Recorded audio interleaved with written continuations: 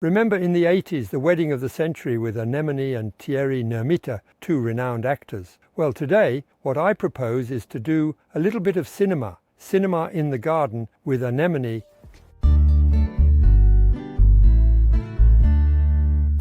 When deciding to plant vegetation in a garden, you can use a landscaper on your land and off your land. You can also improvise the plantings and do them yourself.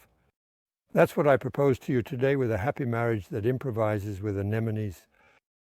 The first scene begins with the planting of a few Japanese anemones, a very hardy perennial plant that rewards us in the fall with a magnificent bloom.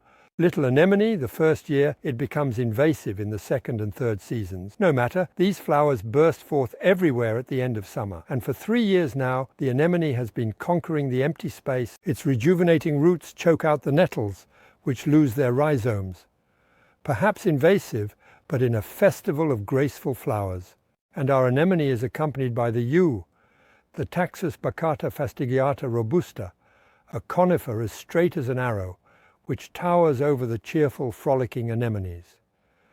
The Taxus remains green all winter, dotted with arils and bright red berries.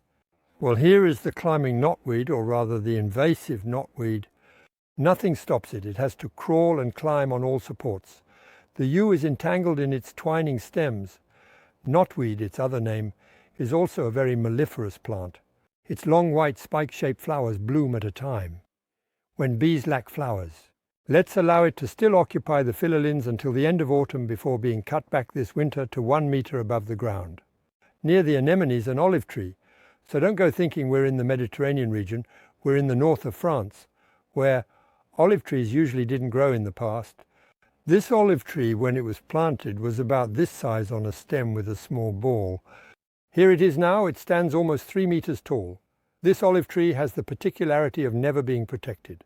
The only protection it has at its base are lavenders and lavandin, which cover the base of my olive tree, forming a kind of mulch. The companionship of the olive tree and the lavender is also a lovely pairing. So of course we are at the end of the season, with the lavandin and flowers. We conclude this wedding of the century with fountain grass, a beautiful blessing, with, it must be acknowledged, floral spikes that resemble bottle brushes.